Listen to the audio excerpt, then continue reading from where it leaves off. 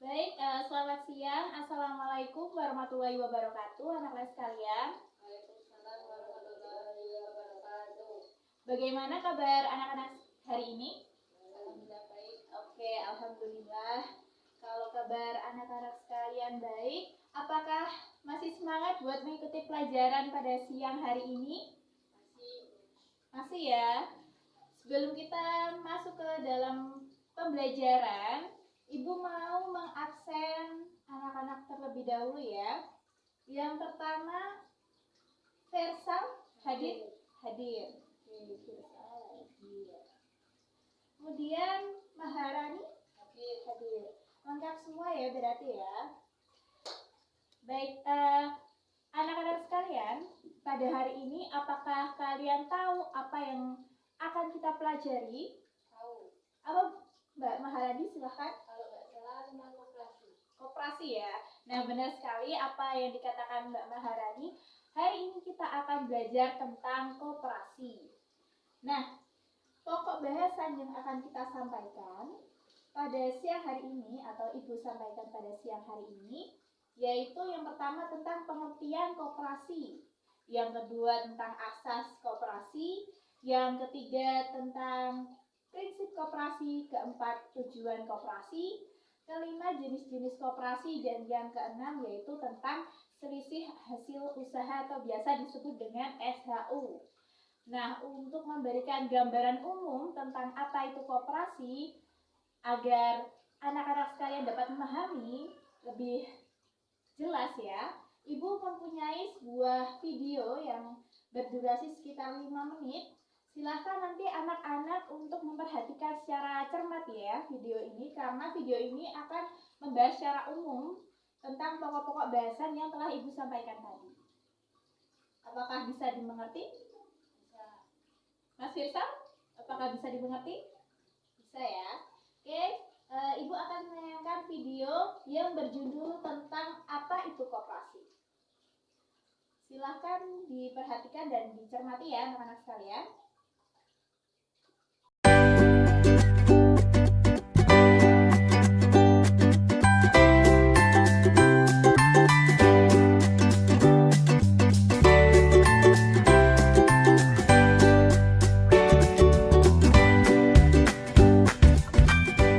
Nak, Ibu mau ke koperasi dulu ya?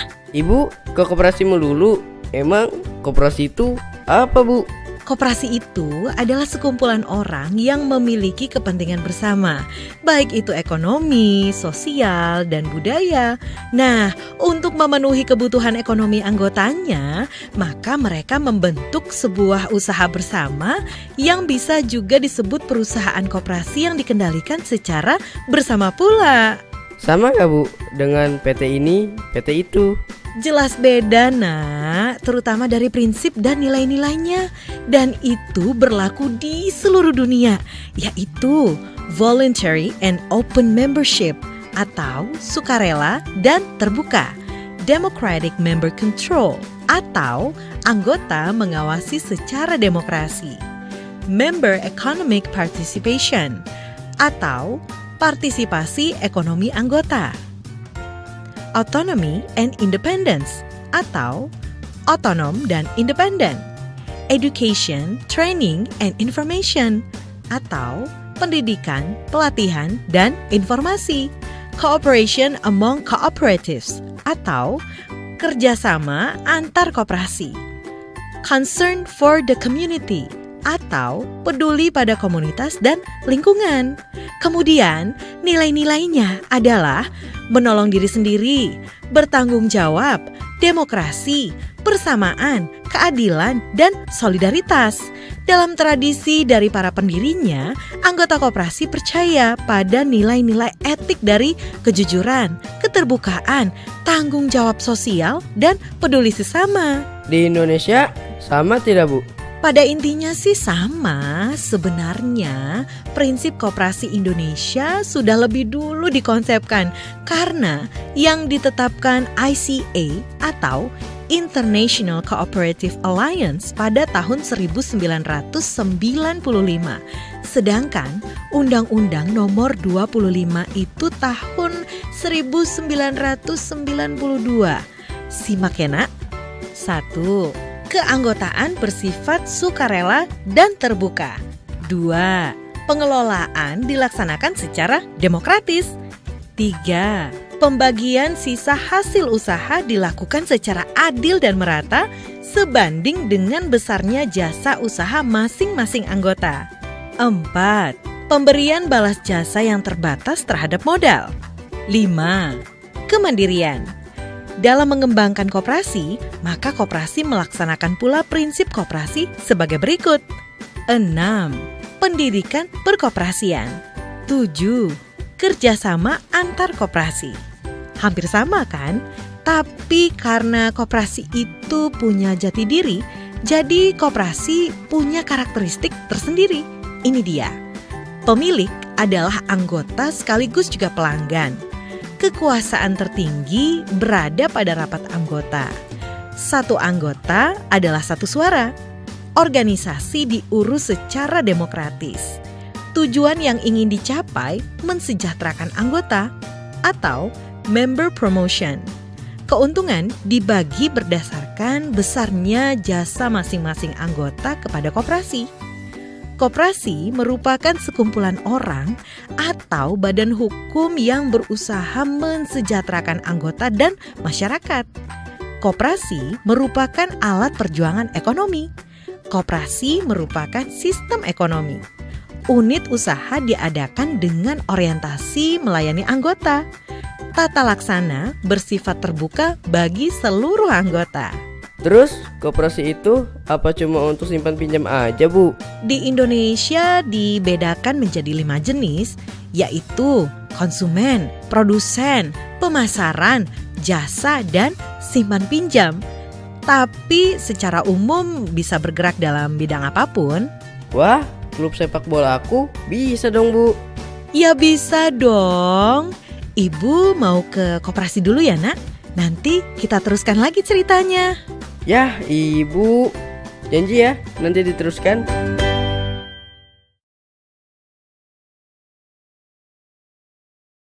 Baik anak-anak, tadi sudah dilihat ya videonya secara cermat tentang apa itu koperasi yang berdurasi sekitar 5 menit tadi ya. Dan Ibu mau nanya nih pendapat anak-anak sekalian tentang video yang telah Ibu tampilkan tadi. Mungkin Mas Firsal bisa menyampaikan pendapatnya? Bagus, penjelasannya juga jelas. Oh ya, bagus, penjelasannya juga jelas. Berarti besok Ibu akan memberikan video-video yang lebih menarik lagi ya, dan gak kalah bagus dari video ini.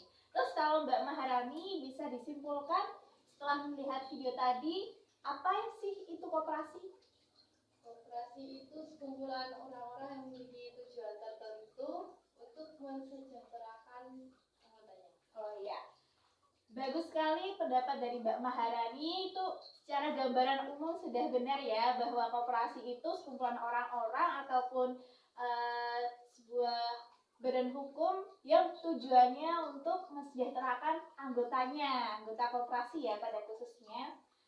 Kemudian dari penjelasan tadi ya yang dari pendapat Mbak Maharani, itu jika dilihat dari Undang-Undang Koperasi Nomor 25 Tahun 1992, bahwa definisi koperasi yaitu badan usaha yang beranggotakan orang-orang atau badan hukum koperasi yang melandaskan kegiatannya berdasarkan prinsip koperasi sekaligus dengan gerakan ekonomi rakyat berdasarkan asas kekeluargaan. Nah, itu tadi pengertian koperasi menurut Undang-Undang Nomor 25 Tahun 1992.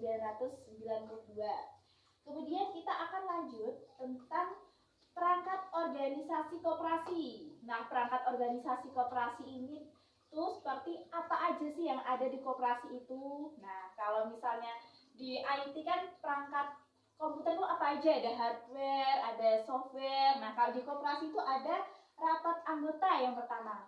Rapat anggota itu ya kayak kita mengadakan rapat, isinya anggota-anggota dan pengurus-pengurusnya kayak gitu. Nah, rapat anggota sendiri di dalam koperasi minimal dilakukan 1 tahun selama 1 kali yang disebut RAT, rapat akhir tahunan.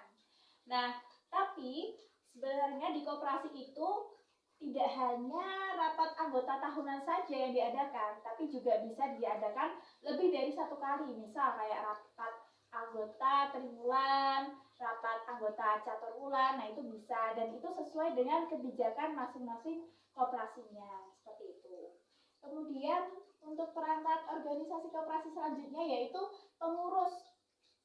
Nah, di dalam koperasi itu terdapat pengurus yang terdiri dari ketua, sekretaris, dan bendahara.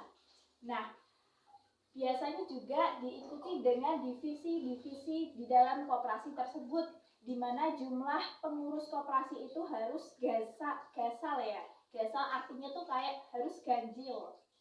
Kenapa harus ganjil? Nah, misal ada musyawarah ataupun diskusi, itu jika mengambil suatu keputusan agar tidak 50-50. Nah, misal ada pengurus 21 orang ya.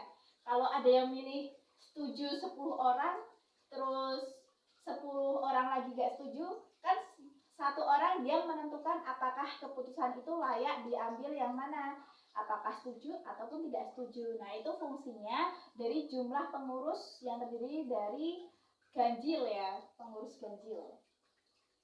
Kemudian terdapat pengawas. Nah, pengawas sendiri beranggotakan 2 orang biasanya ya. Terdiri dari ketua pengawas, kemudian anggota pengawasnya 2. Seperti itu. Kemudian kita masuk ke dalam asas koperasi. Nah, ada yang tahu asas koperasi itu apa? Belum tahu ya? Nah, menurut Undang-Undang Nomor 25 Tahun 1992, asas koperasi itu bahwasanya kekeluargaan merupakan asas koperasi yang digunakan setiap kegiatan koperasi, semua dilandaskan atas asas kekeluargaan. Nah, dengan semangat kekeluargaan inilah yang menjadi perbedaan utama antara organisasi yang lain dengan organisasi koperasi itu sendiri. Nah, seperti itu ya. Asas koperasi itu Kemudian kita akan masuk pada prinsip koperasi. Nah, prinsip koperasi itu ada berapa? Mas Firsal tahu nggak? Belum tahu ya? Oke, Ibu akan jelaskan satu persatu. Jadi prinsip koperasi itu terdiri dari 7 prinsip koperasi. Yang pertama itu keanggotaan bersifat sukarela dan terbuka. Jadi kalau semisal Mas Firsal mau ikut koperasi, yaitu tanpa adanya paksaan dari pengurus koperasinya. Jadi Mas Firsal, aku pengen banget ikut koperasi, yaitu yang dinamakan sukarela, nggak ada paksaan dan nggak ada tekanan dari luar, seperti itu. Terus yang kedua, pengelolaan dilakukan secara demokratis. Demokratis, Mbak Maharani tahu demokratis apa? Dari, oleh, dan untuk. Kalau di PPKN dari dan oleh untuk rakyat ya, tapi kalau di koperasi ya dari, oleh, dan untuk anggota. Jadi kayak setiap kegiatan di dalam koperasi itu pengelolaannya itu tetap difokuskan pada dari, untuk, dan oleh anggota itu sendiri di dalam suatu koperasi. Kemudian yang ketiga ada pembagian sisa hasil usaha yang dilakukan secara adil sebanding dengan besaran jasa usaha masing-masing anggotanya. Jadi di setiap koperasi itu memiliki unit usaha, baik kalau yang kita sering dengar ya kayak koperasi simpan pinjam. Nah, itu dari unit usaha simpan pinjamnya sendiri kita aktif enggak, kita sering minjam apa enggak. Nah, itu nanti sebagai patokan apakah kita itu mendapatkan SHU-nya banyak atau sedikit. Kalau kita aktif minjam di koperasi itu, ya kita SHU-nya banyak ya, kayak gitu. Nalarnya seperti itu anak-anak. Kemudian yang keempat, pemberian balas jasa terbatas pada modal. Nah, semisal tadi ya dari kasus koperasi simpan pinjam, misal Mas Firsal itu menyertakan modal ke koperasi simpan pinjam untuk disalurkan kembali kepada anggota koperasi yang lain. Nah, itu merupakan salah satu kegiatan penyertaan modal, biasanya disebut simpanan wajib. Kita biasanya menyetorkan dalam periode tertentu sesuai dengan kebijakan koperasi tersebut, sama simpanan sukarela. Nah, kayak gitu. Nanti simpanan sukarela ini juga akan mendapatkan persentase SHU. Nah, jadi kita akan mendapatkan SHU dari modal, juga kita dapat SHU tambahan dari keaktifan kita usaha, baik simpan pinjam ataupun unit usaha yang lain di dalam koperasi. Terus yang kelima itu ada kemandirian. Nah, kemandirian sendiri itu di koperasi ini dilakukan secara mandiri di koperasi tersebut ya, baik kepengurusanya dan anggota nanti bayarkannya secara mandiri. Kemudian yang keenam ada pendidikan perkoperasian. Nah, pendidikan perkoperasian ini penting buat anggota-anggota khususnya agar anggota ini tahu apa sih yang diadakan oleh koperasi, kegiatannya apa aja, terus ini berlandaskan apa koperasi ini kegiatannya, kemudian di dalam koperasi ini pengelolaan SHU-nya seperti ini, terus terdiri dari apa aja perangkat di koperasi ini. Nah, anggota itu harus tahu, sehingga di saat RAT nanti jika terdapat penyelewengan ataupun ketidaksesuaian dalam AG atau ART, nah anggota itu sudah memiliki landasan ataupun dasar dalam berpendapat. Nah, itu pentingnya pendidikan perkoperasian. Biasanya ada 3 tingkatan dalam pendidikan perkoperasian. Yang pertama itu pendidikan dasar, yang kedua pendidikan menengah koperasi, yang ketiga pendidikan lanjut. Nah, itu ketiga itu anggota diusahakan untuk ikut, biar kita tahu apa yang kita ikuti, apa yang kita jalani, dan apa yang kita partisipasi kita tuh jelas gitu ya dalam mengikuti koperasi. Terus yang ketujuh itu ada kerjasama antar koperasi. Nah, kerjasama antar koperasi ini penting, khususnya koperasi-koperasi yang belum bisa berkembang secara mandiri. Misalnya nih, kalau koperasi, misal koperasi unit usaha pertanian ya, misalnya kayak di desa-desa itu, kalau mau beli pupuk yang banyak, kalau beli pupuknya banyak kan pasti harganya lebih rendah ya, lebih murah. Nah, kita harus melakukan kerjasama. Misal koperasi desa A kerjasama dengan koperasi desa B untuk membeli pupuk. Yang awalnya kalau kita nggak kerjasama tuh hanya membeli 1 ton, tetapi dengan kerjasama kita dapat membeli 2 ton dengan harga yang lebih murah, walaupun kita sebenarnya hanya memerlukan 1 ton aja. Misal harga 1 ton per kilonya jadi 5.000, kalau 2 ton per kilonya jadi 4,5. Nah, jadinya kan kita untung ya, lebih murah sedikit. Nah, itu kita untungnya dalam menjalin kerjasama antar koperasi. Kemudian tujuan koperasi sendiri tadi udah disampaikan ya di awal, bahwa tujuan koperasi itu untuk mensejahterakan anggotanya, di mana sesuai dengan Undang-Undang Nomor 25 Tahun 1992, yaitu tujuan utama koperasi adalah memajukan kesejahteraan anggota pada khususnya dan masyarakat pada umumnya, seperti itu. Kemudian ada jenis-jenis koperasi.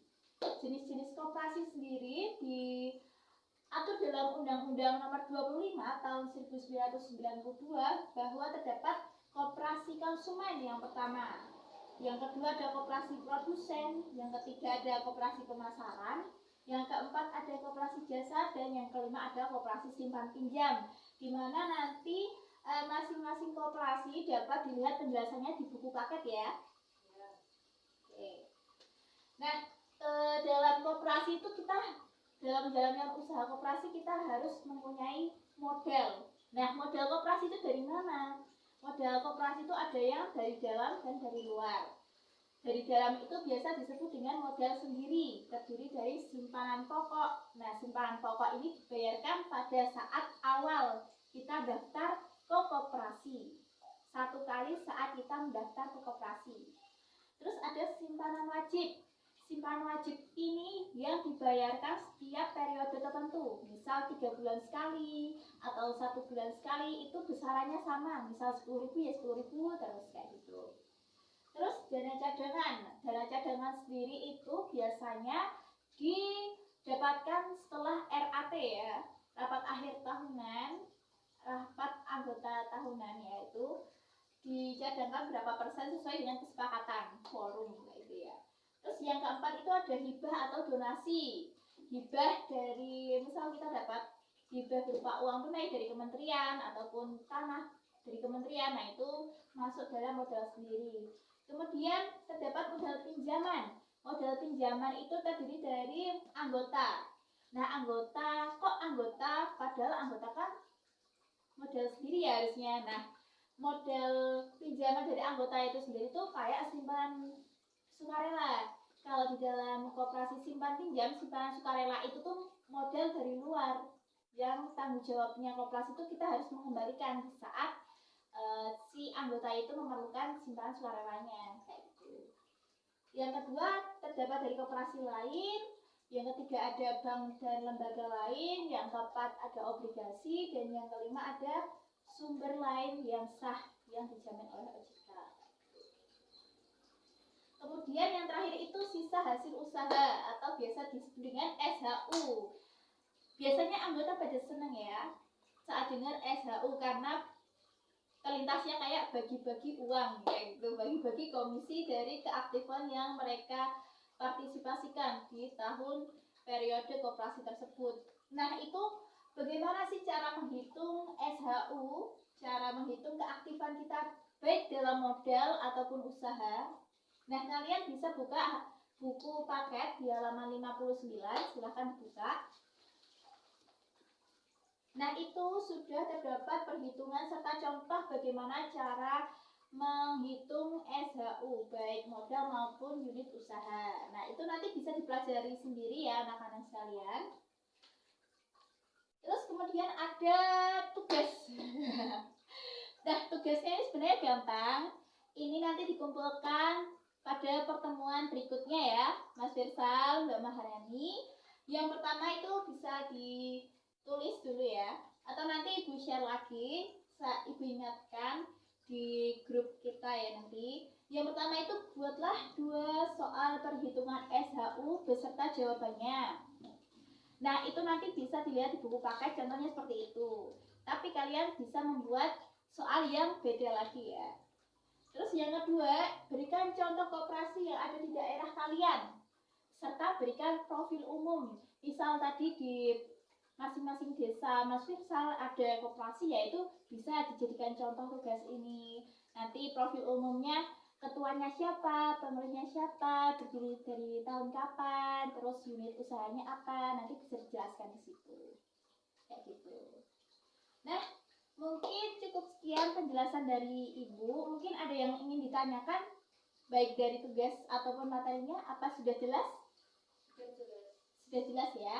Baik, mungkin ini waktunya juga sudah habis ya anak-anak sekalian. Terima kasih atas perhatian serta partisipasi kegiatan pembelajaran pada kali ini. Ibu nilai sudah aktif ya. Semoga untuk pertemuan berikutnya kita dapat berjumpa lagi dan meningkatkan pembelajaran lebih efisien dan berkualitas lagi dengan media pembelajaran yang lebih menarik.